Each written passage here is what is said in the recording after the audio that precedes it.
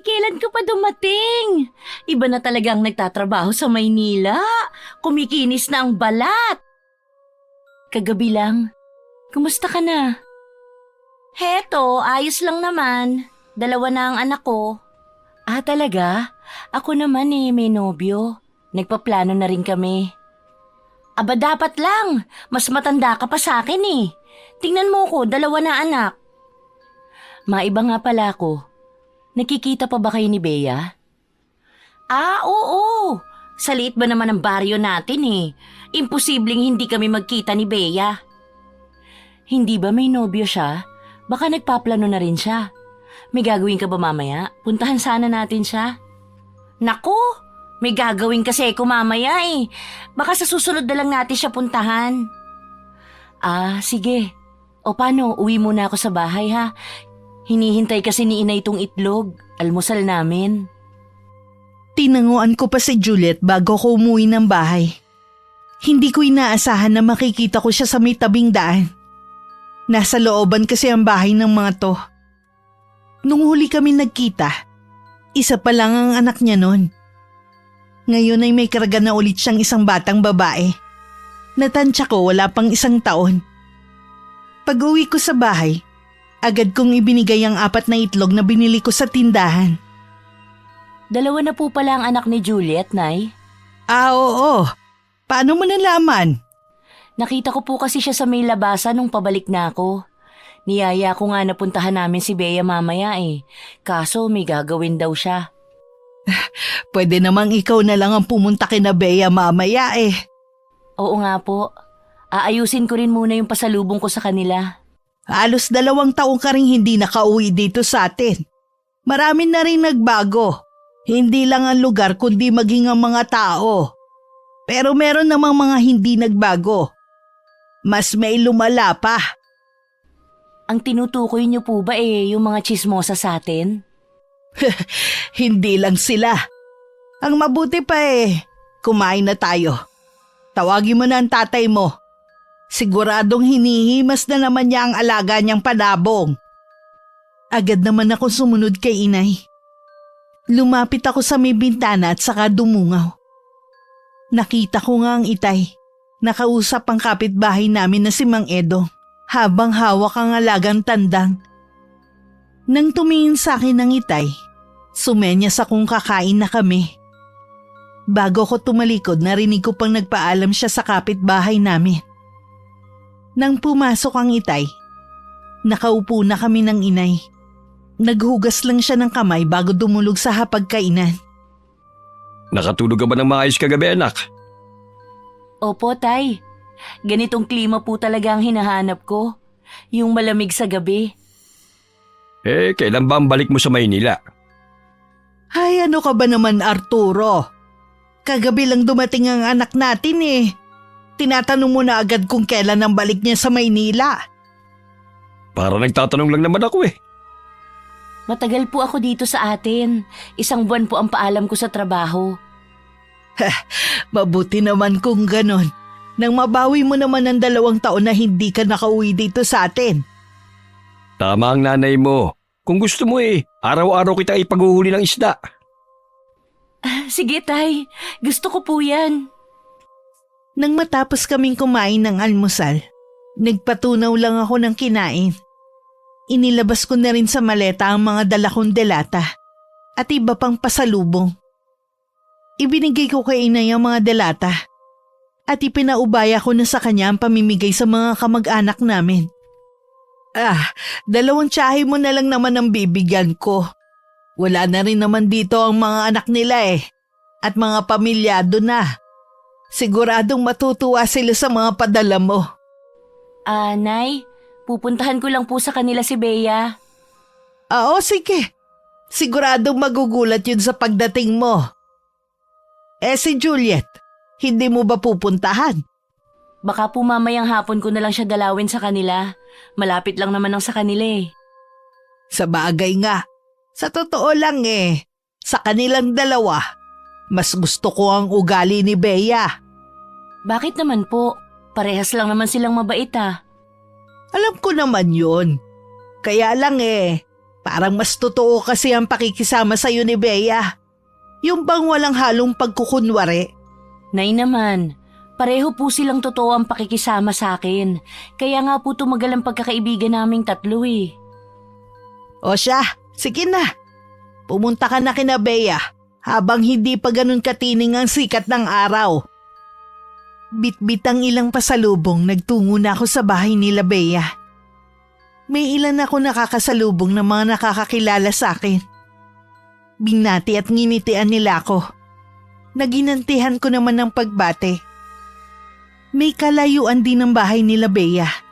Wala na rin silang kapitbahay dahil ang kinatitirikan ng bahay nila ay pribado na at pag-aari ng kanilang pamilya. Ang bahay nila ay napapalibutan ng kawayang bakod. Nakabukas ang tarangkahan kaya naman tumuloy na ako. Naabutan ko ang kanyang ama na si Mang Luis na mainit na bumati sa akin. Gayon din ang nanay nito na biglang lumabas sa may kusina nang marinig ang boses ko. Lumabas naman agad si Bea nang tawagin siya ng ina at ipinaalam na dumating ako. Ikaw nga, Elsie! Kailan ka pa dumating? Kagabi lang. Kumusta ka? Heto, ayos naman. Lalo kang gumanda at pumuti ah. Tara sa loob ng bahay. Doon tayo magkwentuhan. Ito nga palang pasalubong ko. Naku, nag-abala ka pa. Pero salamat ha. Tiyak na matutuwa si nanay at tatay nito. Ang mga kapatid mo. Mga lagalagang mga yun. Palibhasa kasi, puro barako. Pero mababait naman at maaasahan. Lalo kang gumanda. Nambola ka pa. Kita mo nga na negra pa rin ako. Ano ka ba? Maganda kaya ang kutis mo. Wala man lang kapeklat-peklat. Makinis kahit hindi ka na magpahid ng lotion. Hindi katulad ko na ilang litro na ata ang naubos na lotion. Kita pa rin ang mga piso sa binti ko. Kaya hanggang ngayon hindi ko pa rin magawang mag-shorts. Grabe ka naman sa piso. Maiba nga pala ko. Dalawa na pala agad ang anak ni Juliet. Nakakapagkwentuhan pa ba kayo? Madalang na mula nung magbuntis ulit. Mauuna pa ba niya ang pakikipagkwentuhan magkasunod lang anak niya? Nakita ko nga siya kanina Karga yung anak. Niyayaya ko nga siya rito sa inyo Meron pa raw siyang gagawin.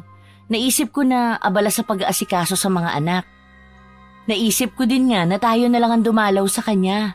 Okay lang ba? Pwede rin naman. Matagal-tagal na rin naman nung huli kami magkita.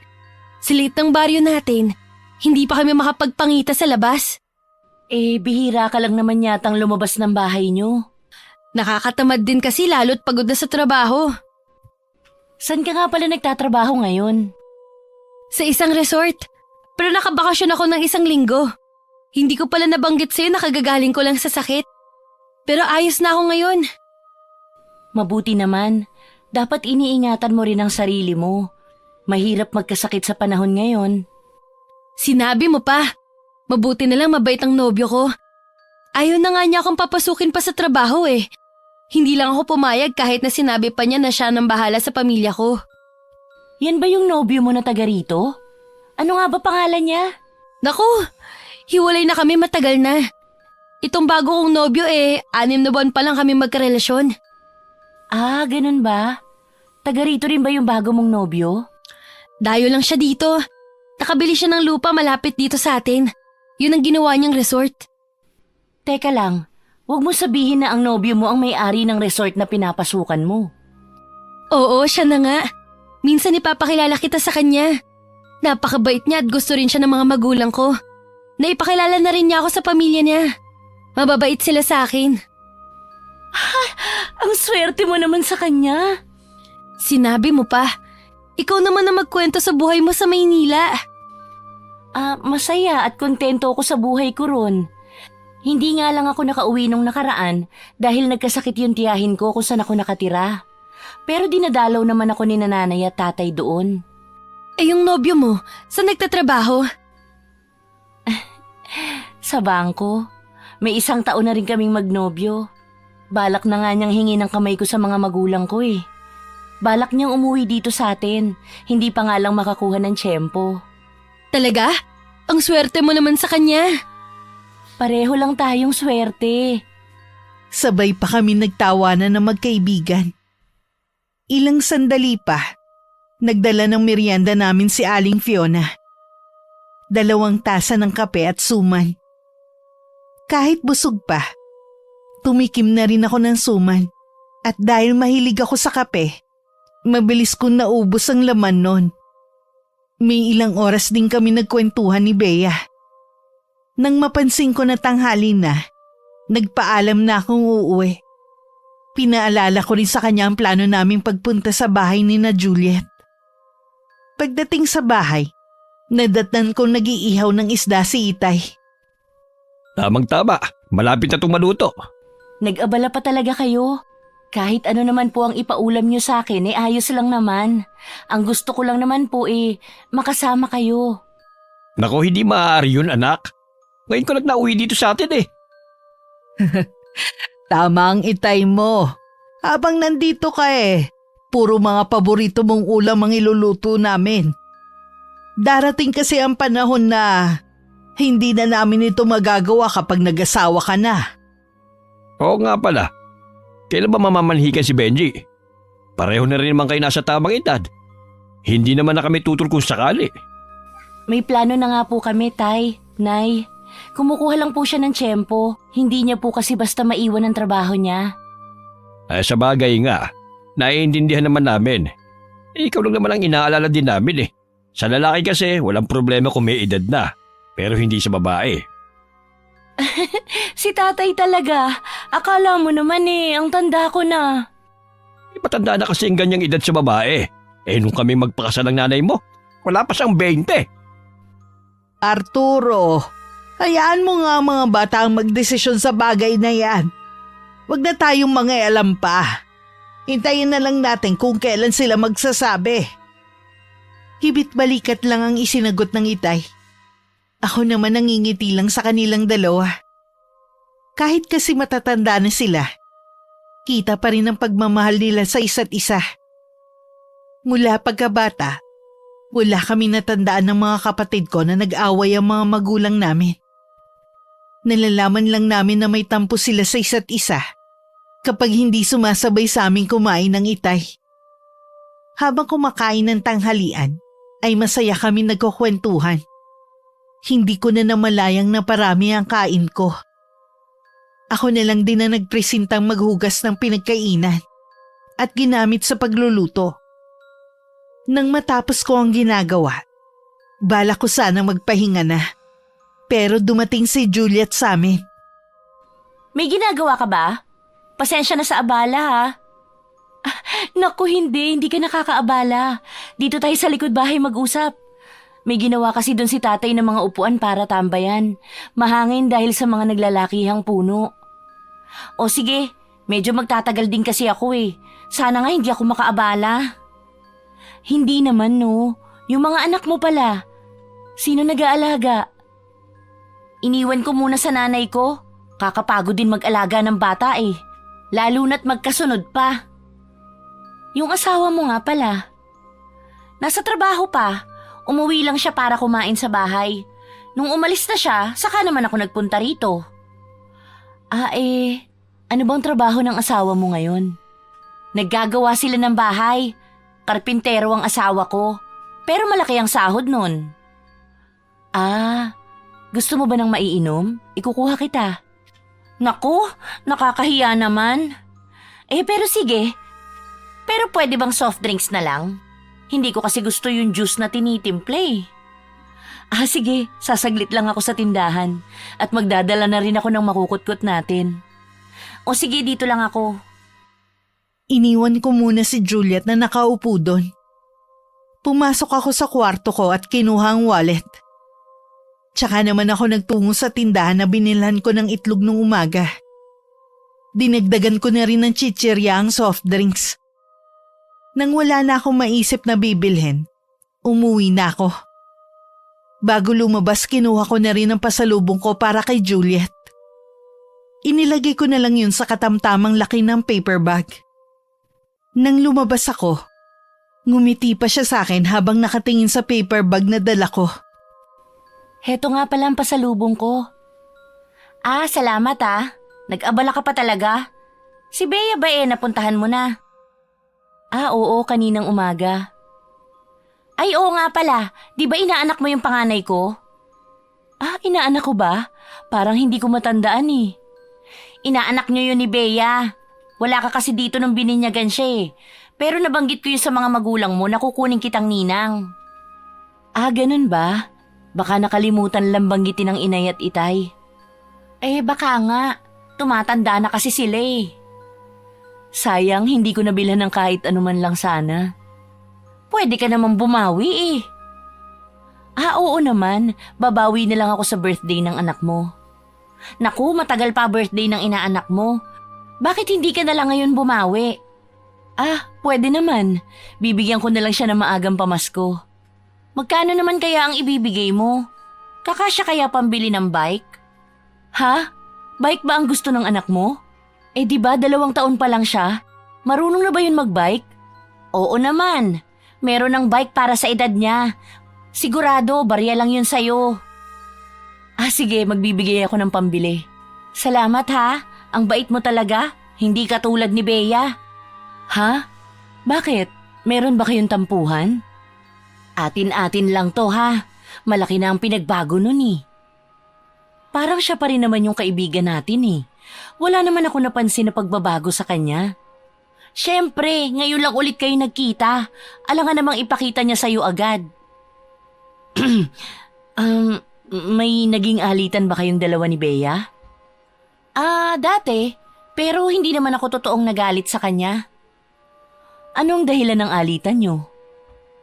Konting tampuhan lang naman yun. Wala na sa akin yun. Mula pagkabata kasi magkakaibigan na tayo. Hindi maganda kung kailan tumanda tayo, tsaka merong hindi pagkakasunduan. Oo naman. Ako naman noon pa mabait na. Saka hindi naman makitid ang pag-iisip ko, no? Kaya naman baliwala na sa akin yun. Tipid pa akong napangiti sa sinabing yun ni Juliet. Bago iniba na rin niya ang pinag-uusapan. Sa dami ng mga napag-usapan namin at pagbabalik tanaw sa nakaraan, hindi na namin namalayan ang oras. Isang dalagitang sumundo kay Juliet at sinabing ipinatatawag na siya ng nanay niya dahil umiiyak na ang bunso niya. Naistorbo tuloy ang pagkukwentuhan natin. Marami pa namang araw eh. Umuwi ka na muna, baka hinahanap ka na ng mga anak mo. Pasensya ka na talaga Kapag may mga anak ka na, saka mo maiintindihan ang sitwasyon ko. Ngumiti lang ako sa kanya at hinatid ko pa siya hanggang sa labas ng bakuran namin. Hindi ako umalis sa kinatatayuan ko hanggat hindi siya nawawala sa paningin ko. Palingon-lingon pa siya sa akin bago pumasok sa looban kung saan naroon ang bahay nila. Pag-uwi ni Juliet sa kanilang bahay, halos ihagis niya ang mga pinadala ko sa kanya sa sobrang inis. Nakadagdag pa sa nararamdaman niyang inis, yung pareho pang umiiyak ang 2 anak at hindi kayang patahanin ng kanyang ina. Minsan na nga lang siyang nakawala sa pag-aalaga sa mga anak. Naputol agad dahil sa pagpapasundo sa kanya ng ina. Umalis na ba si Juliet? Opo, Nay. Sinundo yata nung pamangkin niya ata yun. Baka yung anak ng kuya niya ang sumundo sa kanya. Yun naman ang laging inuutusan ng nanay niya kapag pinapatawag siya. Gala pa rin ba siya kahit pamilyado na? Oo naman. Parang walang anak kung umalis ng bahay eh. Kung hindi pa susunduin, hindi pa uuwi. Sa kwento niyo, Nay, parang hindi pa siya handa sa pagpapamilya. Yun ang tingin ko kung pagbabasihan na nakikita ko sa ikinikilos niya. Kahit po magkaibigan kami mula pagkabata, parang nahihiya naman akong manghimasok sa personal niyang buhay. Siguro, hihintayin ko na lang na siya yung magsabi sa akin. Hindi ko naman sinabi na mangialam ka. Naikwento ko lang sa'yo ang nalalaman ko. Nagkibit balikat na lang ako at saka nagpaalam kay inay. Gusto ko munang ayusin ang silid ko. Balak ko na kasing tanggalin ang mga gamit sa loob na nakatambak lang at hindi na ginagamit. Nang mailagay ko sa sako ang ilang gamit na hindi na mapapakinabangan, hiniwalay ko naman ang mga damit na maaari pang ipamigay. Naisip ko bigla si Juliet. Oh, saan mo dadalhin ang mga yan? Ibibigay ko po kay Juliet ang mga yan. Maayos pa naman po at pwede pang pangalis ang iba dyan. Ipakuha mo na lang dito. Mamaya kapag dumaan dito yung pamangkin niya sasabihin ko na kunin na yan. Lagi kasi yung nandyan sa kapitbahay natin. Kaibigan niya kasi yung dalagitang nakatira dyan. Dahil na rin sa nararamdamang pagkabagot, naisipan ko nung araw na yun na puntahan si Juliet sa bahay nila.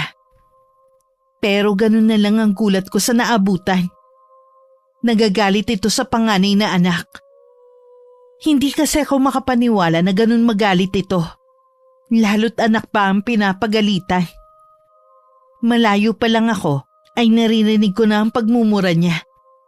Pero dahil na rin sa kuryosidad kung bakit ganun na lang ang galit nito, ay tumuloy na rin ako. Sana hindi ko na lang kayo binuhay! Mga malas kayo sa buhay ko! Wala na kayong ginawa kundi pasakitin ang ulo ko! Pasensya na kung nakaistorbo ako. Elsie? Kanina ka pa ba dyan? Hindi naman. Pasensya ka na ha. Naabutan mo tuloy ako nagagalit. Normal na to sa isang nanay. Maiintindihan mo rin ako kapag naging ina ka na rin. Normal lang talaga sa isang ina na magalit. Ganyan din si nanay nung mga bata pa kami ng mga kapatid ko. Pero sobra naman yata yung mga narinig ko sa'yo kanina. Hay, kung sisermonan mo lang naman ako, pakiusap lang, umalis ka na lang. Ganyan mo ba tratuhin ng isang kaibigan? Basta mo nalang pinapalayas? Samantalang maayos kitang tinanggap sa bahay namin? Sinusumbatan mo ba agad ako? Hindi naman sa ganun. Akala ko pa naman tunay kang kaibigan. Alam mong kaibigan mo ko mula pagkabata. Pasensya na kung sa tingin mo nang hihimasok ako. Hindi ko lang kasi nagustuhan ang mga sinabi mo sa anak mo Bata kasi yan. Hindi niya naiintindihan ang mga sinasabi mo. At may epekto rin yan sa anak mo. Huwag ka na lang makialam, pwede? Sandali ko pa siyang tinitigan bago ako tumalikod at naglakad pa uwi sa amin. Pagdating sa bahay, nagtaka naman ang inay kung bakit ang bilis ko umuwi. Ang paalam ko kasi sa kanya ay pupunta ako sa bahay ni na Juliet. Oh, bakit? Wala ba si Juliet sa kanila? Nando naman ho sa kanila. Bakit umuwi ka agad? Ay, naabutan ko po siyang kung ano-anong sinasabi sa anak niya. Pinagsabihan ko po. Ayun, minasama niya. Siguro po sumobra na nga ako sa pakikialam. Ay, kilala kita. Naniniwala ako na siya ang sumusobra na. Kaya ka nakapagbitaw ng mga salita. Ngayon ko lalong napagtanto na napakaswerte naming magkakapatid sa inyo ni tatay. Kahit pinapagalitan niyo pa kami ni tatay noon, kahit po kailan hindi niyo kami minura at sinumbatan. Hindi ko naman sinasabi na perpekto kami ng tatay niyo at masama namang magulang ang kaibigan mo. Pero iba-iba kasi ang paraan namin. Maiintindihan mo rin ang sinasabi ko kapag naging ina ka na rin. Hinaplos pa ng inay ang pisngi ko at ngumiti bago ko iniwan. Napapabuntong hininga naman ako at saka pumasok sa kwarto ko. Inabala ko na lang ulit ang sarili ko sa pag-aayos. Meron pa kasing natira na kailangan kong tapusin. Sa paglilinis ko, napasulyap ako sa taas ng cabinet. Sigurado kasing makapal na ang alikabok sa ibabaw nun. Kinuha ko ang upuang kahoy at saka dun tumuntong. Nang masilip ko nga ang ibabaw, napapailing na lang ako dahil tama nga ako. Baka nalinis pa yun nung hindi pa ako nagtatrabaho sa Maynila. Winalisan ko muna yun bago pinunasan ng basahan. Habang nagpupunas ako may nakapa ako ng makapal na bagay. Natiyak ko agad na isa yung maliit na libro. Kay Apo Isay ito Akala ko ba itinapon na ito ng inay? Bakit nandito sa taas ng cabinet ko? Pinunasan ko muna yun para matanggal ang makapal na alikabok. Pagkatapos saka ko to tinago sa hindi makikita. Kahit nung naglilinis na ako, hindi mawala-wala sa isip ko ang aklat ng lola ko. May 7 taon na rin mula nang mamatay siya. Dahil na rin sa katandaan. Ina siya ng inay at tubong Pampanga. Tandang-tanda ko pa noon. 1 linggo bago siya mamatay, nagbibili na siya sa amin. Gusto daw niya makita muna ang 7 anak at mga apo niya. Gusto rin di umano nito na kapag namatay siya, iuwi ang labi niya sa bayang Kinalakan sa Arayat, Pampanga.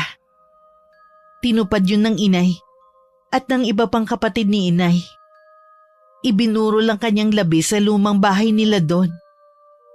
Pagkatapos ng libing, sinunog ang mga gamit niya. Kabilang ang libro na yun. Naroon ako nung sinunog yun. Kasama ang mga damit ni Apo Isay. Kaya ganun na lang ang pagtataka ko kung bakit naroon to sa bahay namin. Nay? Pwede ko po ba kayong makausap? Oo naman. Tungkol ba saan ang itatanong mo? Tungkol po sana kay Apong Isay. Ano naman ang tungkol sa lola mo? Tsaka, matagal na siyang patay ah. Di ba lahat ng gamit niya sinunog natin? Oo, sinunog nga natin. Di ba nga nandun ka pa ng... Teka, bakit mo na itanong ang bagay na yan? Dito po sa bahay natin, may mga gamit ba siyang naiwan? Wala na rin kasi nung inuwi ang labi ng lola mo. Inuwi lahat yun sa bahay natin sa Pampanga. Nay, naaalala niyo pa po ba yung libro ni Apo? Kasama po yun, di ba, sa pinasunog yung gamit niya? Oo, yung pa ba ang makakalimutan sunugin? Buhay pa ang lola mo eh. Gusto ko na yung mawala. Basulyapan ko lang yun eh, kinikilabutan na ako. Dahil po ba sa pagiging mangkukusino niya? Wag na nga natin yung pag-usapan. Ibaon na natin sa limot kung ano man ang ginagawa ng inay nung nabubuhay pa siya. Pasensya na po, Nay, kung inungkat ko ulit ang tungkol doon. Bakit ba kasi bigla mo na itanong ang tungkol sa bagay na yan? Di ba po malapit na ang death anniversary ni Apo? Kaya bigla ko lang po siyang naalala. Ganun ba? Ipagtitirik na lang natin siya ng kandila. Hindi naman tayo makakauwi sa Pampanga eh. Pagkatapos ng pag-uusap namin ni inay tungkol sa aking lola, hindi ko na ulit inungkat ang tungkol sa bagay na yun. Pero naging palaisipan sa akin kung paano napunta sa kwarto ko ang libro na yun. Mula nang itago ko yun, hindi ko na rin naman naisip na ilabas. Meron din naman kasi kung nararamdaman na agam-agam sa puso ko. Pero isang gabi sa tagal nang namayapa ni Lola, noon ko lang siya napanaginipan. Para siyang nasa loob ng madilim na kuweba. Napakainit at maririnig ang mga panaghoy. Ang pinakamalakas doon ay ang kay Apo Isay. Tinatawag din niya ang pangalan ko. Paulit-ulit hanggang magising ako. Napabalikwas ako ng bangon. Tagaktak din ng pawis ang noo ko at basang-basa ang damit ko. Mainit din ang pakiramdam ko, pero nasisiguro ko namang hindi ako nilalagnat. Nagpalit lang ako ng damit saka muling nahiga. Pero matagal bago ko nakatulog ulit. Kinabukasan maliban sa tanghali na ako nakabangon. Mabigat din ang pakiramdam ko dahil sa puyat. Tay? Gising ka na pala anak. Gusto mo namang kumain? Hindi po, magkakape na lang po ako. Wala po akong ganang kumain. Masama ba ang pakiramdam mo? Ngayon nga lang kasi tinanghali ng gising eh. Kasi po, Tay, nagising po ako dahil sa masamang panaginip. Tapos ang tagal ko bago nakatulog ulit. Ano ba yung napanaginipan mo? Hindi ko na po maalala ang detalye ng panaginip ko. Kung ano man yung panaginip mo, walang ibig sabihin yon. Opo, Tay. Dahil sa pamimilit na rin ng itay, Kumain na rin ako ng almusal kahit 10:00 na. Katatapos ko lang magligpit ng pinagkainan ko nang dumating ang inay, na galing pala ng palengke. Tinulungan ko na muna siyang ilagay ang basket ng pinamili niya sa lababo. Ang dami niyo naman pong binili ngayon. Mura kasi ang mga isda ngayon kaya dinamihan ko na. Ako na lang po ang maglilinis ng mga isda. O sige, ako na lang ang mag-aayos ng mga gulay. Siya nga pala, nung papunta ako sa palengke, nakasabay ko si Imelda. Nakakwentuhan ko habang nakasakay kami sa tricycle. Ano naman po ang napag-usapan niyo? Tukol sa'yo, kung ano-ano palang maling kwento ang pinapakalat ng mahadera mong kaibigan dito sa lugar natin. Ano naman po ang ikinakalat ng babaeng yun? Nakapagtrabaho ka lang daw sa Maynila. Akala mo daw kung sino ka nang nagmamagaling sa pag-aalaga ng anak niya. Hindi ka pa naman daw nagiging ina. Masyado niya po talagang dinibdiban sinabi ko sa kanya. Pero hindi naman po ako nagmamagaling. Iyon nga ang sabi ko. Tsaka alam naman ng mga taga rito ang tunay niyang ugali. Pagkatapos ko siyang bigyan ng pera na pambili ng bike ng anak niya, ito pa ba ang igaganti niya? Ano ka mo? Binigyan mo ng pambili ng bike si Juliet? Oho, Nay. Sabi niya kasi inaanak ko raw ang panganay niya. Binanggit daw sa inyo na kukunin akong ninang eh. Wala naman ako natatandaan na meron siyang binanggit sa akin noon ah. Tsaka, kung ninang ka man ng anak niya, hindi pa rin tama na humingi siya sa'yo ng pambili ng bike. Hayaan niyo na po, Nay. Para naman yun sa bata eh. Ang bait mo talaga. Pero yung taong binibigyan mo abusado at mahaderang kaibigan. Hayaan na lang po natin siya. Ayoko naman pong masira ang bakasyon ko nang dahil sa kanya. Kahit ako nakarinig mula sa mga tsismosa sa lugar namin, tuwing lumalabas ako para bumili sa tindahan, alam ko naman kay Juliet nila yun nalaman. Minsan pa uwi na ako nang magparinig ang 3 alin na nakatambay sa may tindahan kung saan ako bumili. Nilingon ko sila at tinitigan ng masama. Imbis na asikasuhin niyo ang mga anak niyo para hindi nagmumukhang gusgusin, inuuna niyo pa talaga ang chismis. Samantalang kayo, mula ulo hanggang paa nakapustura. Tama kayo, hindi ako magiging tulad niyo kasi ako magiging mabuting ina sa magiging anak ko.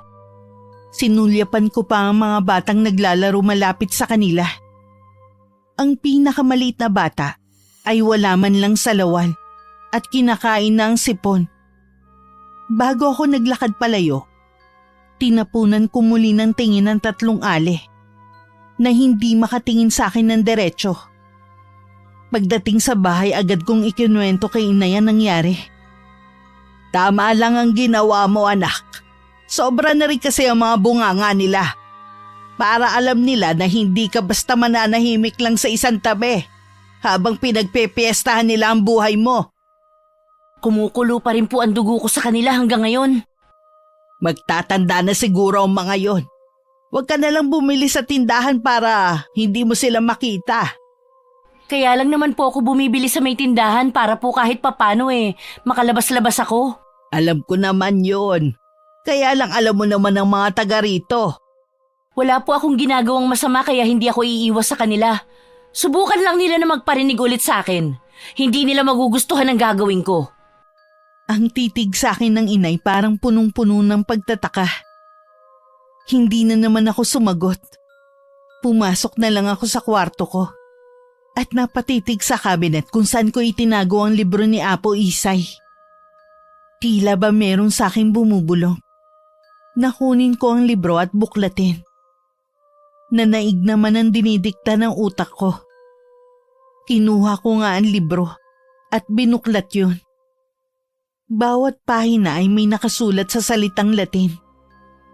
Sa pagkakamangha ko, naiintindihan ko ang nakasulat sa bawat pahina. Nalibang na ako sa pagbabasa ko hanggang matapos ko yung basahin. Samantalang nang dumating ang itay galing sa bahay ng kaibigan niya, kinausap agad siya ng inay tungkol sa akin. Baka naman kasi sumusobra na mga yon. Kahit sino mauubusan ng pasensya sa tabi lang bunganga ng mga chismosa na yun . Sa mga anak natin, tanging si Elsie lamang ang nakakuha ng ugali ng nanay ko. Okay lang naman mamana niya ang ugali ng nanay mo. Huwag lamang ang pagiging mangkukusino nito. Paano kung pati yun namana ni Elsie? Imposible ang sinasabi mo. Di ba ang paraan lamang para mamana ang pagiging mangkukusino ng nanay mo kung mapapasa kamay ng kahit na sino ang libro niya? O hindi ba sinunog na natin yun nung mamatay ang nanay mo? Oo nga, tama ka. Hindi ko alam kung bakit ako nag-aalala ng ganito. Siguro kasi ngayon lang nagalit ng ganyan ang anak mo. Kaya kung ano-ano kagad ang pumasok sa utak mo. Sabi ko nga nakakaubos ng pasensya ang mga chismosang yun. Nasa na nga pala si Elsie? Nasa kwarto niya. Hindi pa lumalabas mula pa kanina. Hayaan mo na lamang.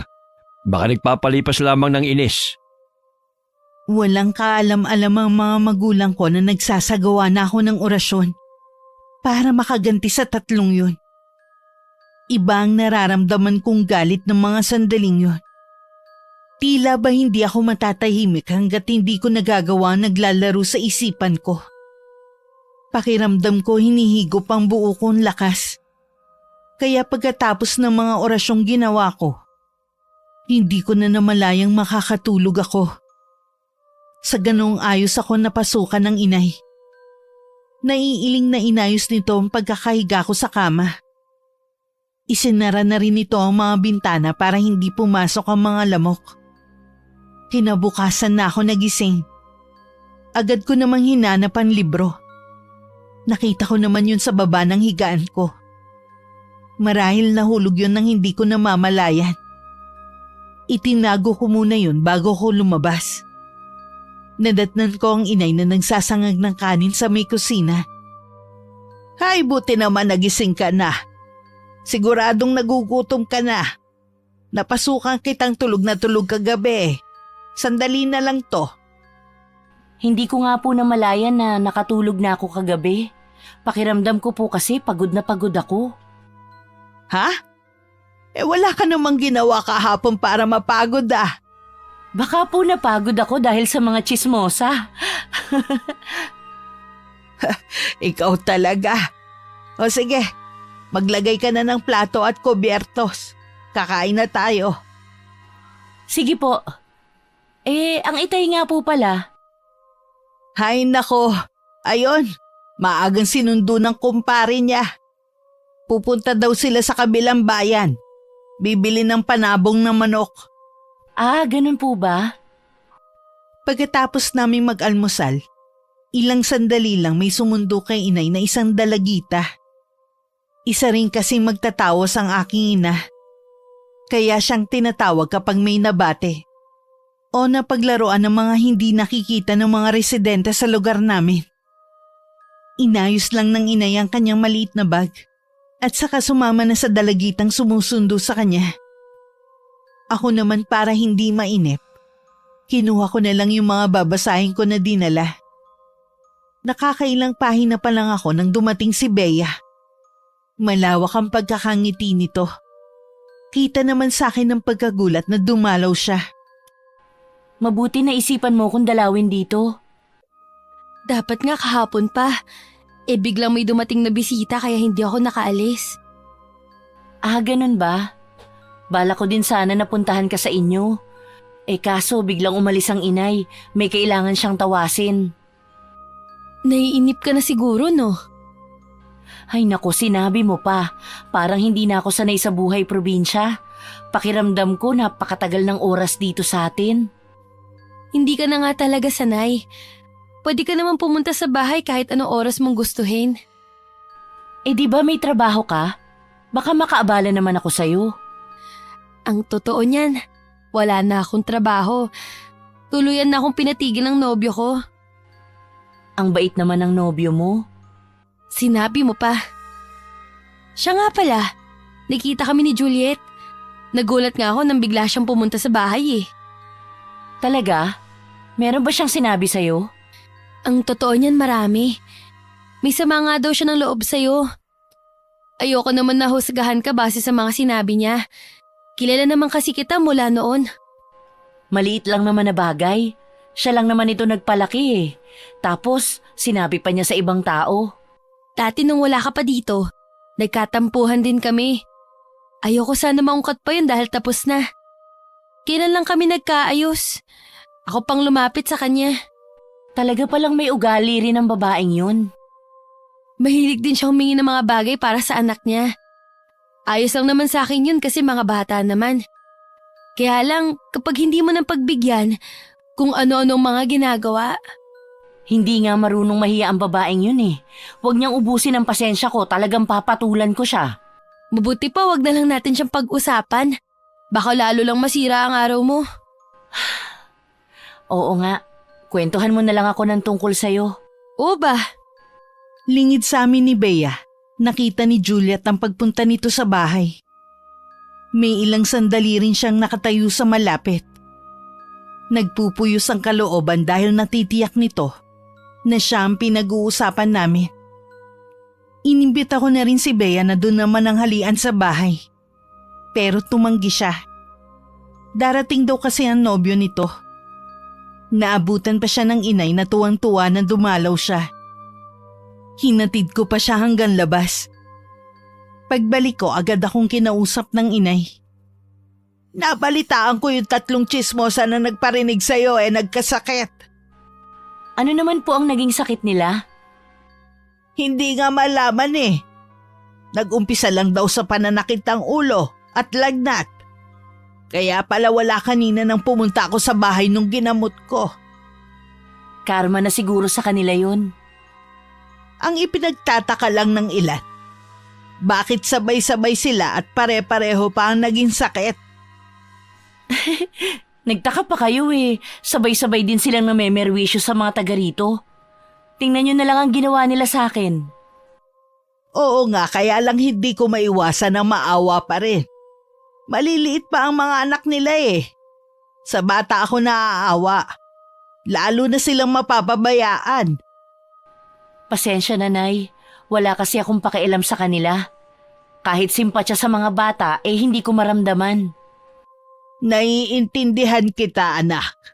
Naikwento ko lang naman sa'yo Pinatawag din ng inay para gamutin ng 3.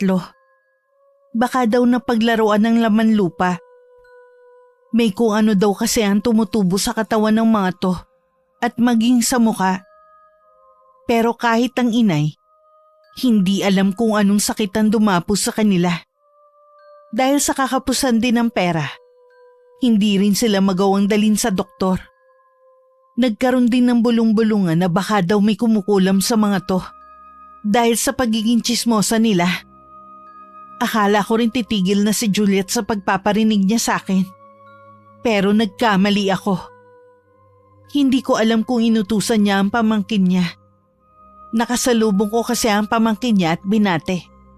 Pero inirapan lang ako nito. At pinaringgan na akala mo kung sino ko na nakapagtrabaho lang sa Maynila. Teka lang, para kang hindi nag-aaral Ito pa ba ang igaganti mo pagkatapos kitang bigyan ng pabor? Suot mo pa ngayon ang damit na binigay ko sa'yo Pakisabi sa tiyahin mo, magkaroon naman kamo siya ng kahihiyan. Nakatungo naman ang dalagita at hindi makatingin sa akin. Parang maiiyak na rin ito dahil napansin ko ang panginginig ng labi. Marami pa sana akong gustong sabihin. Pero minabuti ko nang umuwi na. Sapat na sigurong mapaya ito sa mga tao sa paligid. Kinuwento ko naman kay inay ang nangyari. Ayoko sanang sabihin. Kaso napansin niyang hindi maipinta ang mukha ko. Kaya napilitan na akong sabihin. Kahit ang inay nakaramdam ng inis. Ginawa yun ni Leslie. Hindi man lang niya naiisip na tuwing wala silang makain at baon sa eskwelahan, sa akin sila lumalapit. Tapos parirenggang ka. Lagi na lang nababanggit ang pagtatrabaho ko sa Maynila. Parang kasalanan ko pa na nakapagtapos ako at nakapagtrabaho doon. Tsak na naimpluwensyahan siya ng tiyahin niya. Huwag kang mag-alala. Kakausapin ko ang nanay niya. Hindi ko ito maaaring palampasin na lamang. Hindi ako makakapayag na bastusin ka ng kahit na sino. Ganun nga ang ginawa ni inay. Mismo ng mga oras na yun, Pinuntahan niya ang bahay ng dalagitang si Leslie. Hindi ko naman pinigilan ang inay. Humingi naman daw ng dispensa ang mga magulang ng dalagita. Pero mismong si Leslie ay hindi humarap kay inay. Nang sumunod na araw, nabalitaan na lang namin na nagkasakit ang dalagita. Ultimo pambili ng gamot ay wala sila. Kaya hindi na ako nagtaka pa kung bakit naabutan ko sa bahay ang nanay nito. Narinig ko na humihiram ng pera. Nagbigay naman ng inay. Mangiyak-ngiyak naman na umalis ang babae. Bakit kailangan niyong bigyan ng pera? Sabi niyo nga, hindi pa kayo nababayaran ng utang nila nung nakaraan pa. Hindi ko kasi maiwasan na maawa din. Baka mamaya lumala ang lagay ni Leslie. Hindi na po natin yun problema.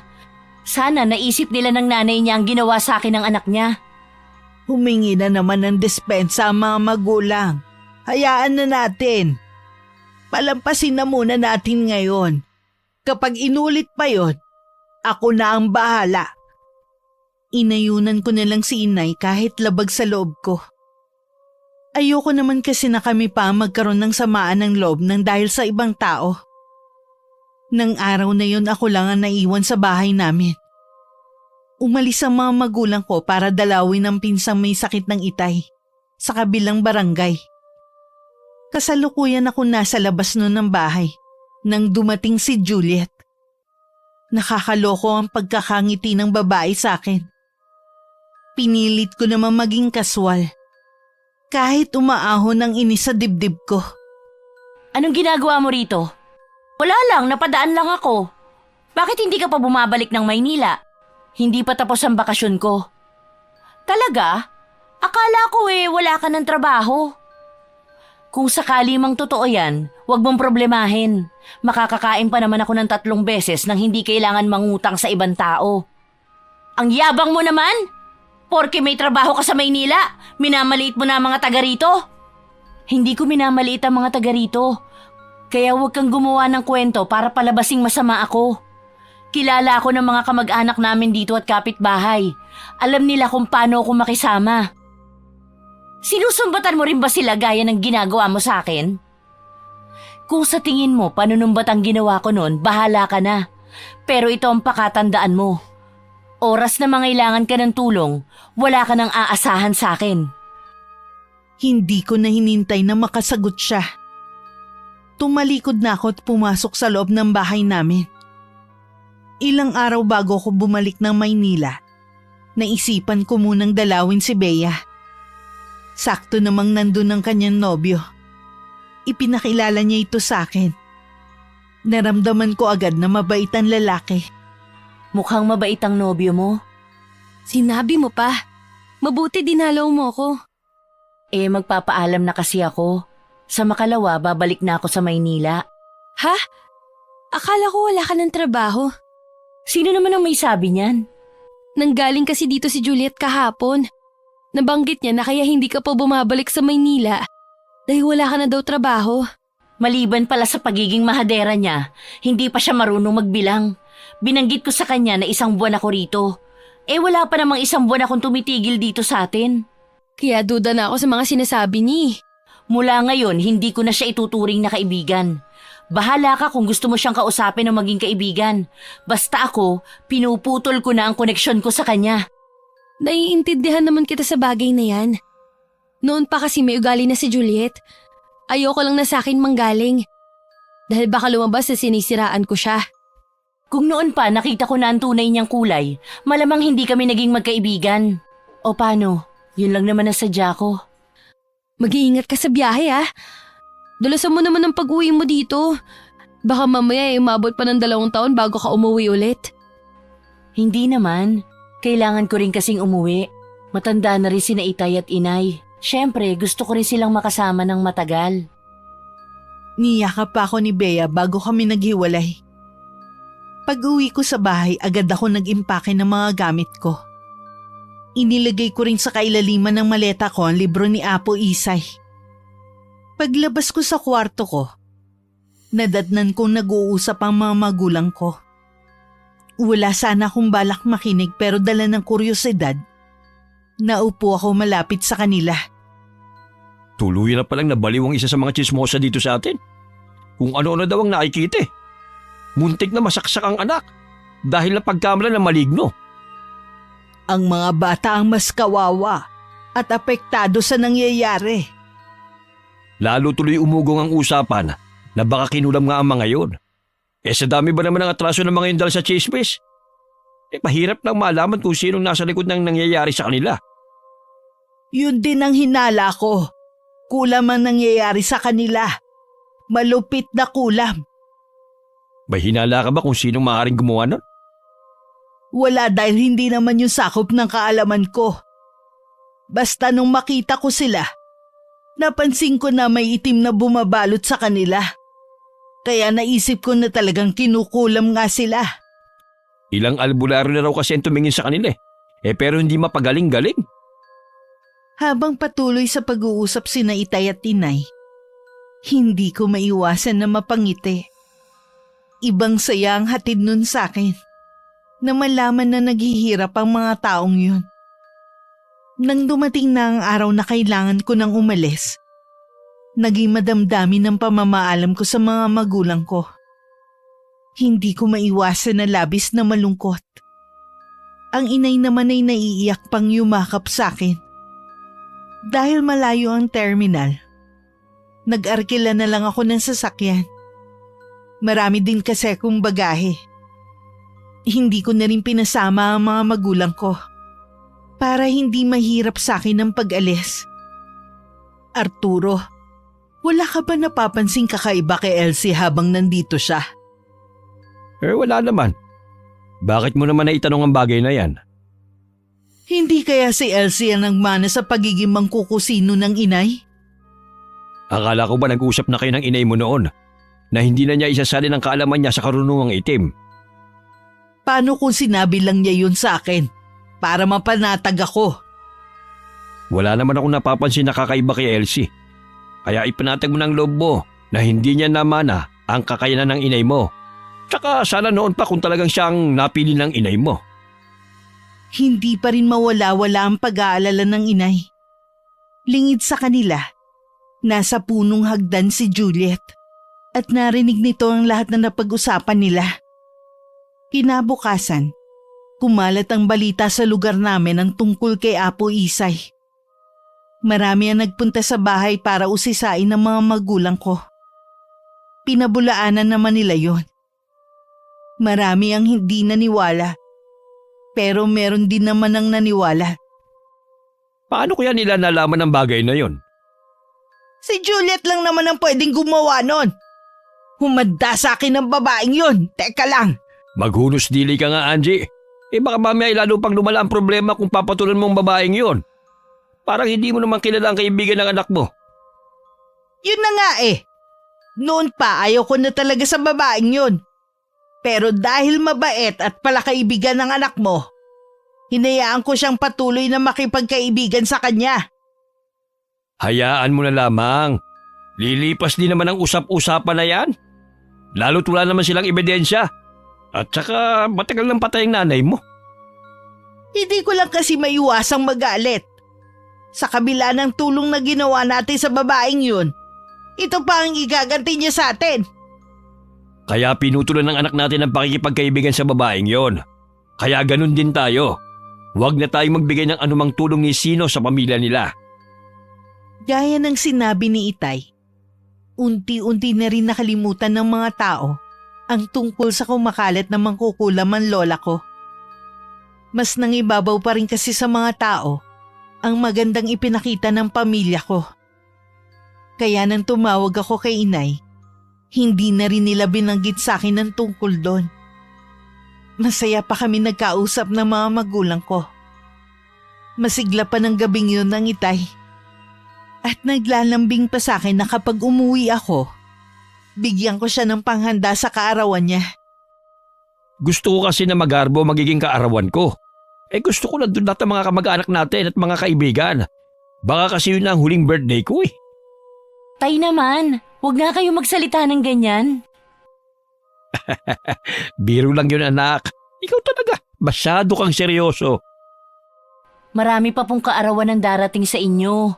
Aalagaan niyo pa po ang mga apo niyo sa akin. Aba, oo naman. Ikaw na lamang ang hinihintay namin mag-asawa eh. Huwag po kayong mainip, malapit na po. Ah, anak. Ingatan mo lagi ang sarili mo ha. Tandaan mo, mahal na mahal ka namin ng inay mo. Mahal na mahal ko rin po kayo ni nanay. Mag-iingat din po kayo dyan ha. Matagal nang tapos ang pag-uusap namin ng Itay. Pero nanatili pa rin ako nakatitig sa cellphone ko. Mula nang bumalik ako sa apartment ko, parang hindi na ako mapalagay. Laging nasa magulang ko ang isip ko. Buong buhay ko, noon ko lang yun naramdaman. Kaya naman kahit kauuwi ko lang galing trabaho at pagod, tumawag na agad ako sa amin para mangamusta. Hanggang sa paghiga, dala-dala ko yung alalahaning yun. Kinabukasan sa bahay namin sa probinsya, maagang pumanaog si Itay para tingnan ang mga tandang niya. Ugali na kasi niya pagkagising, bago magkape, ay puntahan muna ang kanyang mga alagang manok. Ngunit ganun na lang ang panghihilakbot ng Itay nang makita ang mga alagang manok na patay na lahat. Ang iba'y pugot ang ulo sa lupa. Biglang sumulak ang dugo ng Itay. Kaya naman napalabas ng bahay ang inay na ng mga sandaling yun ay nagluluto. Ano nangyari? Bakit ka sumisigaw? Pinatay ang mga manok ko! Mga hayop! Sino may gawa nito? Mga duwag! Diyos ko po! Sino ang gagawa nito? Bakit kailangan pati manok ay damay? Mga walang hiya! Kung may galit kayo sa akin, hindi nyo na sana dinamay ang mga alaga kong manok! Wala ka ba naging kaaway nitong mga nakaraang araw? Wala! Hindi ko lang alam kung meron bang may lihim na galit sa akin. Mabuti pa pumunta ka sa barangay hall at sabihin mo kay kapitan na nangyari. Maraming kapitbahay namin na nakisimpatya kay Itay. Tuwing kasing nananalo ang alagang manok ng Itay, lagi siyang namimigay ng balato sa mga kapitbahay. Kaya nang makita din nila ang kalunos-lunos na sinapit ng mga alaga nito, labis din sila nalungkot at nanghinayang. Dahil batid din ng iba na hindi rin biro ang halaga ng isang panabong na manok. O ano, may balita ba si Kapitan kung sino ang nasa likod sa nangyari sa mga panabong mong manok? Wala pa eh. Nagtanong-tanong na rin ako sa mga kapitbahay natin. Palagay daw nila, hating gabi ginawa habang tulog na lahat. Ay, ipaubayan na lang natin kay Kapitan ang pagresolba sa kaso ng mga alaga mong manok. Nako, oras na malaman ko kung sino siya. Humanda talaga siya sa akin. Imposible namang mga kapitbahay natin. Hindi nila gagawin yun. Nagyayaya nga pala si Paring Dan na uminom. Pupunta muna ako sa kanila ha. Gusto ko rin makalimot eh. O sige, pero huwag kang magpapakalasing ha. Tumangulang ang Itay at saka humalik pa sa pisngi na ikinagulat pa ng inay. Noon lang kasi ginawang humalik ng Itay sa inay. Hindi naman kasi nito yung gawain na humalik bago umalis. Bandang 8:00 na ng gabi nang hindi pa rin umuwi ang Itay. Nag-aalala na rin ng inay dahil hindi rin maganda ang panahon. Kanina pa kasi umaambon. Samantala ng mga oras na yun, pauwi na rin ang Itay. Malapit na siya sa bahay nang biglang lumabas sa isang madilim na bahagi ang isang lalaking nakahood. Agad siyang nakilala ng Itay na napakunot ng noo na makita na may hawak siyang patalim. Naging mabilis ang mga sumunod na pangyayari at hindi yun inaasahan ng Itay. Ay, mabuti naman dumating ka na. Kanina pa kita hinihintay eh. Malamig na tuloy yung sabaw. Teka nga lang at iinitin ko. Angie. O bakit? Arturo, ba't may dugo ka sa tiyan? Tensyo.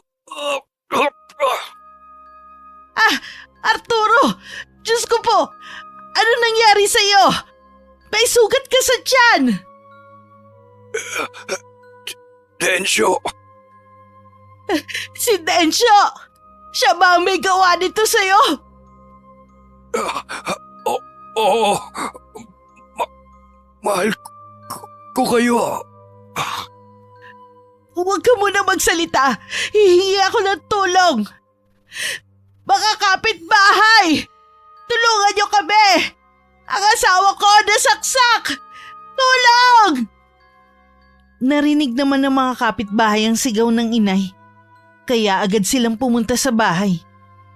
Nakita nga nilang nakahiga ang itay sa sahig habang naliligo sa sariling dugo. Ang inay naman panay ang iyak sa tabi nito habang dinidiinan ng tuwalya ang sugat para maampat ang pagdurugo. Agad na nagtulong-tulong ang mga kapitbahay naming lalaki para madala sa ospital ang itay.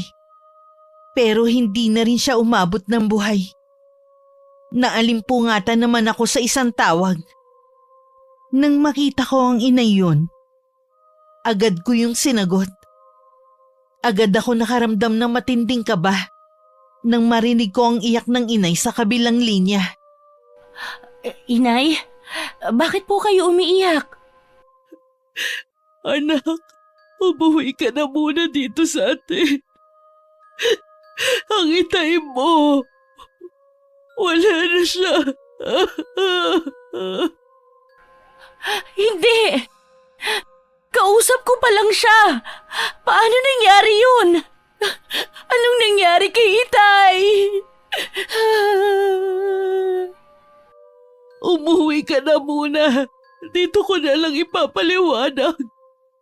Pakiusap kayo na kailangan ka namin, anak. Opo, Inay! Uuwi na po ako ngayon! Hintayin niyo ako!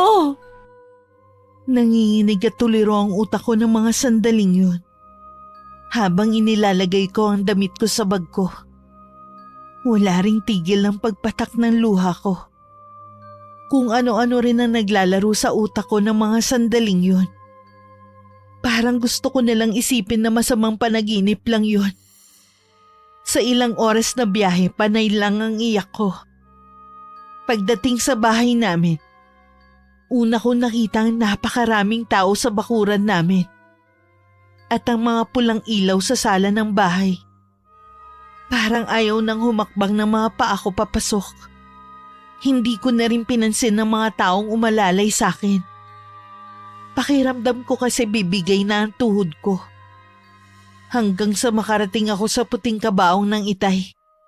Napahagulgul na ako ng iyak. Anak!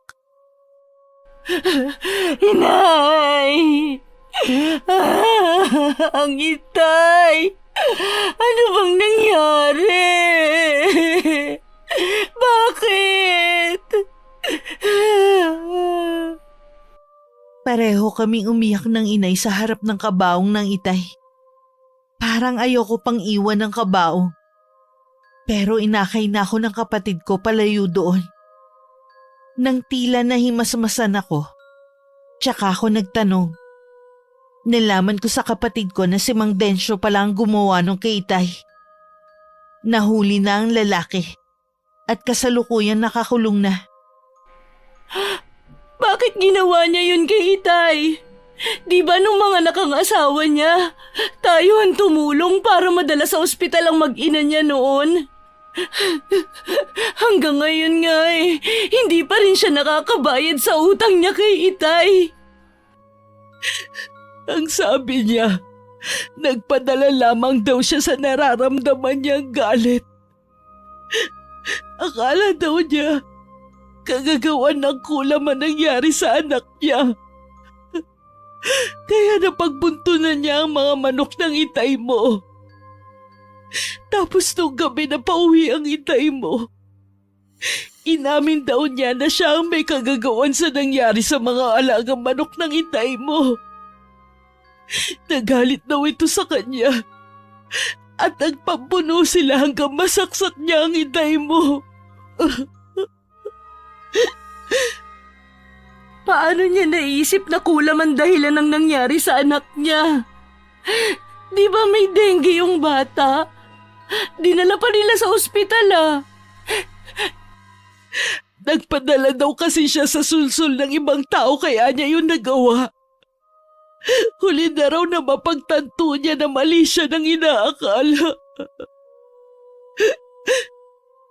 Sinong nagsulsul sa kanya? Hindi na niya sinabi. Sa ikatlong araw ng burol ng Itay, dumating sa amin ng balita na nagpakamatay daw si Mang Densyo sa kulungan. Ilang beses daw nitong iniumpog ang ulo sa pader. Huli na daw bago mapasok ang selda nito. Wala nang buhay ang lalaki. Ang tinuturong dahilan ng pagpapatiwakal niya ay hindi na nito kinaya ang usig ng konsensya. Sa kabila ng balitang yon, hindi pa rin maibsan ng pagdadalamhati naming mag-iina. Puno pa rin ng galit ang aming mga puso, lalo na ako sa sinapit ng aming ama. Kahit wala nang responsable sa pagkamatay ng Itay, buhay pa rin ang taong nagsulsol dito. Yun ang kailangan kong alamin. At siya ang pagbabayarin ko sa nangyari sa aking ama. Nang maihatid sa huling hantungan ng aking ama, tahimik na lang akong lumuluha habang pinapanood ang pagbaba ng kabaong nito sa hukay. Plano ko na rin wag bumalik sa Maynila. Nag-usap din kami ng nobyo ko na nandun lang sa tabi ko habang nagluluksa ako. Bumalik na siya ng araw na yun sa Maynila. Palaisipan pa rin sa akin hanggang ng mga sandaling yun kung sino ang taong nagsulsul kay Mang Densyo. Pupuntahan ko po ang pamilya ni Mang Densyo. May kailangan lang po akong malaman. Wala na sila dito. Inuwi nila sa probinsya nila ang labi ni Mang Densyo. Hindi naman kasi taga rito ang pamilya nila. Kailan po kaya ang balik nila? Walang nakakaalam. Bakit kailangan mo pa silang kausapin? May gusto lang po sana akong malaman. Tungkol saan naman? Saka ko nilang po sasabihin. Magpahinga na po muna kayo, Nay. Alam ko pagod at puyat din kayo. Ay, ang hirap ng kumilos dito sa bahay. Kahit saan ako tumingin, lagi ko naaalala ang Itay niyo. Bakit hindi niyo po muna tanggapin ang inaalok ni Kuya Dustin? Na dun muna kayo sa bahay nila? Paano ka naman? Ako na po ang bahala sa sarili ko. Huwag niyo na po akong alalahanin. Pag-iisipan ko muna. Baka kapag tapos na ang pasyam ng Itay mo. Sige po, kayo ang bahala. Kahit pakiramdam ko nalulunod ako sa sobrang kalungkutan, kailangan ko pa rin magpakatatag alang-alang kay Inay. Habang pinagmamasdan ko ang litrato naming mag-anak, panay naman ang tulo ng luha sa mga mata ko. Pangako, Tay. Bibigyan ko ng hustisya ang pagkamatay niyo. Hahanapin ko ang taong nagsulsul kay Mang Densyo. Siya ang pagbabayarin ko. Habang tumatagal, napupuno ng galit ang puso ko. Hindi yun nawawala hanggat hindi ako nakakaganti. Kinuha ko ang libro ni Apo Isay. Naghanap ako doon ng maaari kong gamitin. Gusto ko yung matindi ang epekto sa taong paggagamitan ko. Isang pahina ang nakapukaw sa akin. Maliban kasi sa nakasulat na Latin, may nakaguhit pa doon na iba't ibang uri ng insekto. Napapitlag pa ako nang marinig ang sunod-sunod na katok sa pinto. Tinatawag ako ng Inay. Dumating daw si Bea. Agad kong tinago ang libro sa ilalim ng unan ko at saka lumabas. Nasa sala si Bea. Ngumiti pa siya nang makita kong palapit. Iniwan na rin muna kami ng Inay. Pasensya ka na kung ngayon lang kita nadala ulit. Wala yun. Gusto ko sana magpasalamat sa ilang araw na pagdamay mo sa amin ng burol ng Itay. Pasensya ka na nun. Wala pa talaga ako sa wisyo kaya hindi mo ako makausap ng matino. Wala yun. Naiintindihan naman kita eh. Bakit ka nga pala biglang napadalaw? Hindi ko kasi alam kung paano to sasabihin. Pero pinayuhan ko na rin siya na kausapin ka. Hindi ko lang alam kung nagpunta ba siya dito. Sino ba ang tinutukoy mo? Si Juliet. Bakit? Ano bang ginawa niya? Kasi ganito yun. Dahil kasi sa pagkakalat niya ng maling balita, naniwala naman sa kanya si Mang Dencio. Lalo tuloy lumaki ang gulo. Naniwala na ang pamilya niyo ang may kagagawan ng kaulam sa anak niya. Siya na naman ang may kagagawan? Pinagalitan ko nga siya eh. Sinabi ko na tigilan ng pagiging mahadera niya dahil marami nang napapahamak. Marami pang sinabi si Bea, pero hindi ko na pinakinggan pa. Tumayo ako't lumabas ng bahay. Kasunod ko naman siya at pilit akong pinipigilan. Pabayaan mo ako! Huwag mo akong pipigilan! Tuturuan ko lang ng leksyon ng babaeng yun! Hayaan mo na lang, Elsie. Lalo lang lalala ang gulo. Siya ang nag-umpisa ng gulo. Matitikman niya ang galit ko sa pinakamasakit na paraan. Walang nagawa kundi sumunod na lang si Bea sa akin. Halos hindi na sumayad ng mga paa ko sa lupa sa bilis ng paglalakad ko. Malayo pa lang natanaw ko na si Juliet. Nagsasampay ng mga damit na nilaban. Juliet! Anong ginagawa niyo dito? Hindi na nito natuloy ang iba pang sasabihin. Dahil sa pinadapo ko na sa mukha niya ang kamay ko. Hinablot ko na rin ang buhok niya. Pareho kami natumba sa lupa. May humawak sa bewang ko at pilit akong inilayo kay Juliet. Nagpupumiglas naman ako sa pagkakahawak sa akin. Mga kapitbahay nila ang umawat sa amin. Bitiwan niyo ako! Kakalbuhin ko ang babaeng yan! Wala kang kwentang kaibigan! Hindi ko alam ang sinasabi mo! Basta ka nalang susugod dito at sasaktan ako! Huwag ka na magmaang-maangan pa! Alam ko na ang totoo! Paano mo to nagawa sa tatay ko? Hindi ka nila itinuring na iba mula pa nung mga bata tayo! Hindi ko nga alam ang sinasabi mo! Tandaan mo to!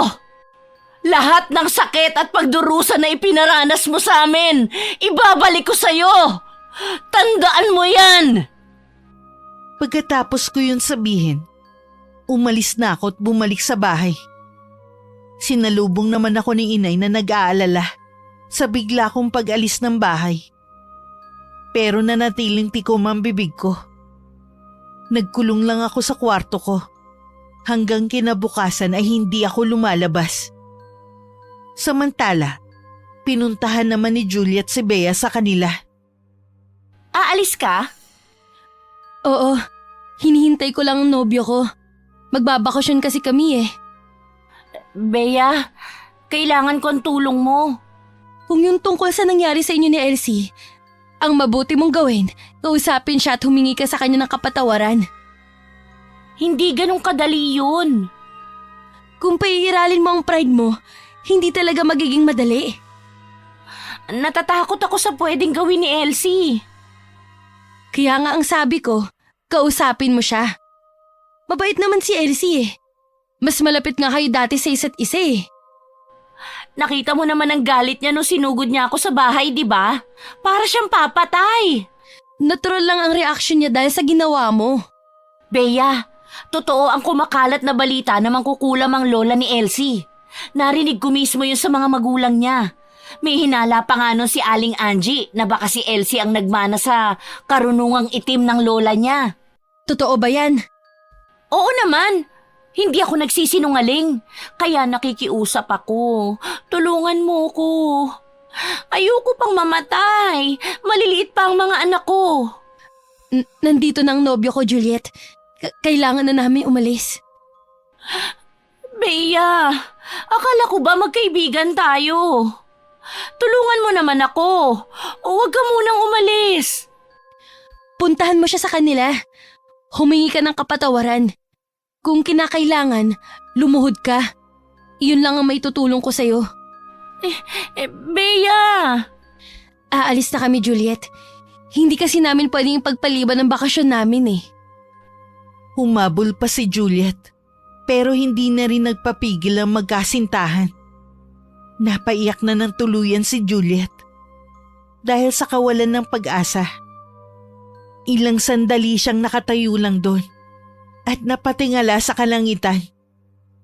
Baka sakaling makaisip siya ng paraan para hindi na siya gantihan. 2 araw pa ang pinalipas ni Juliet bago siya nagkalakas loob na pumunta sa bahay. Ang inay ang humarap sa kanya. "Wala ang anak ko rito." Saan po siya nagpunta? Umuwi siya sa probinsya namin. Kahapon lang siya umalis. Kailan po siya babalik dito? Hindi ko alam. Ano bang kailangan mo sa kanya? Gusto ko po sana na humingi ng kapatawaran sa kanya at sa inyo na rin.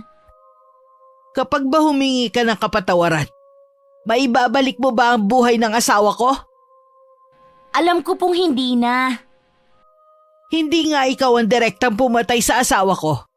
Pero ikaw ang ugat ng lahat.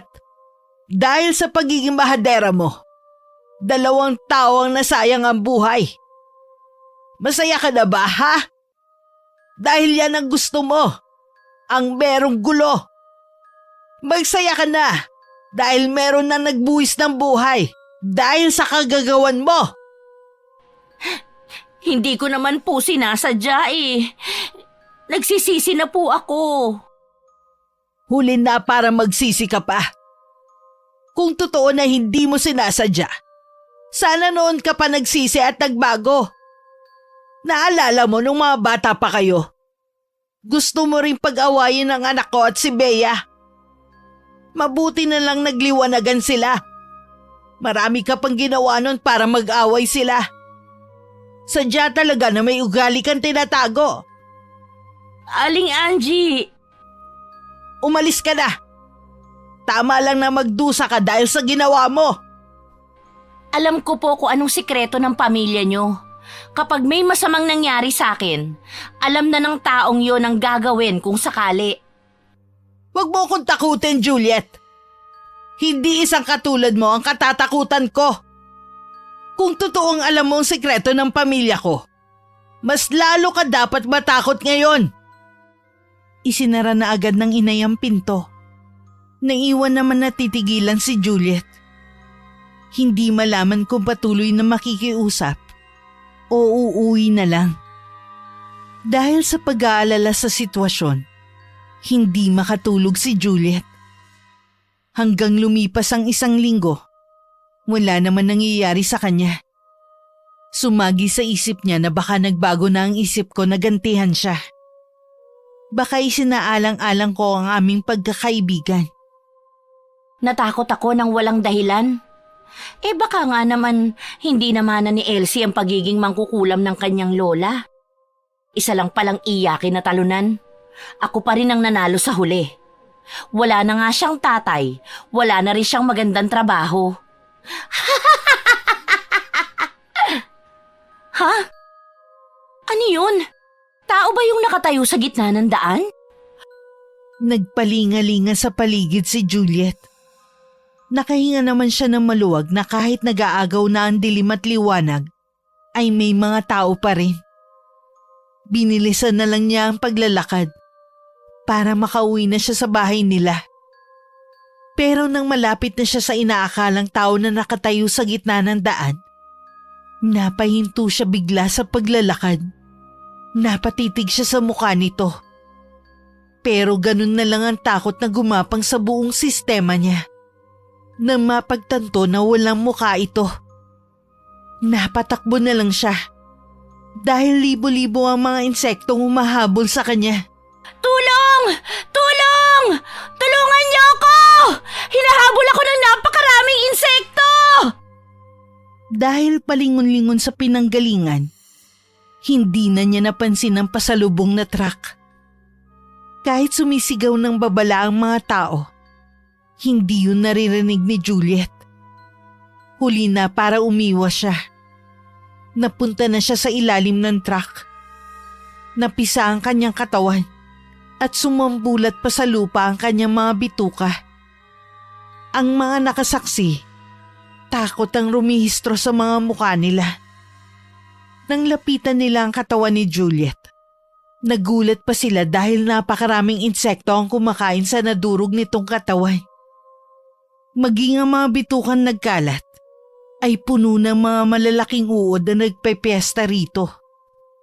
Nagtataka ang lahat kung paano may mga insekto agad na nakalapit at kumakain sa katawan nito. Sa di kalayuan, tahimik lang ako nagmamasid sa nangyayari. Nagsasaya ang kalooban ko dahil sa wakas, naipaghiganti ko na rin ang itay. Kagagawan ko ang lahat ng nangyari. Gumawa ako ng ilusyon gamit ang orasyong nasa libro ng aking apo. Ilusyon lang ang nakita ni Juliet. Ang mga insekto na kumakain ngayon sa katawan niya ay ang tunay. Sinadya ko ring patagalin ang pagbibigay sa kanya ng parusa para mamahay sa kanya ang matinding takot. Mas masarap kasi sa mga alaga ko na kainin ng biktima na maraming takot sa katawan. Matuloy na lumipas ang 1 buwan. Nagpasya na kami ng pamilya ko na umuwi na ng Pampanga. Doon na lang kami magbabagong buhay.